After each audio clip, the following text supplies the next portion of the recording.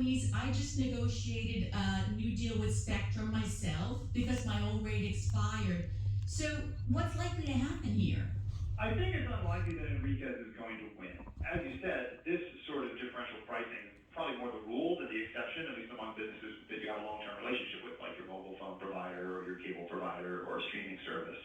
And the notion that existing customers don't get the same deal or have to work harder to get the same deal, I don't think has ever been held by a court to be an unfair business practice.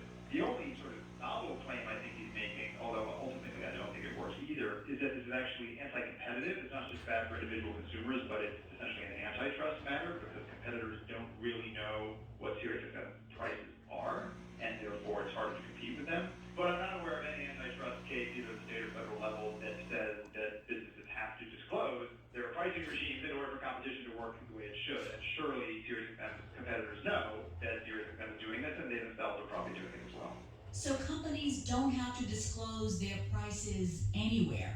No, except in certain very narrow regulated industries. For the most part, you don't really have to tell anybody what price you're selling something for, and you can make them call you and ask, or call you and individually negotiate. Now, obviously, it's often in a business's interest to advertise your prices, right? Because that's how you attract customers.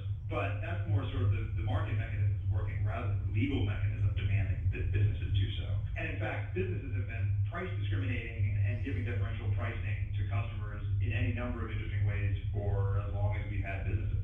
Have you ever seen a lawsuit like this? Yeah, that's a good question. I really haven't. Price discrimination, and that's sort of the term economists use for this, is actually often considered to be a good thing in certain respects.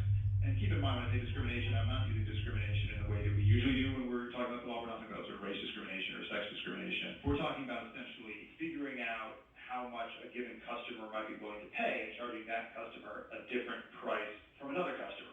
It's really considered in the world of economics and really in the world of legal regulation of the marketplace to be almost a feature rather than a bug of the, sort of market system. Yeah, the idea is that, look, as long as ultimately the customer is willing to pay the price, then the fact that another customer is willing only to pay a lower price should really affect the first customer's decision.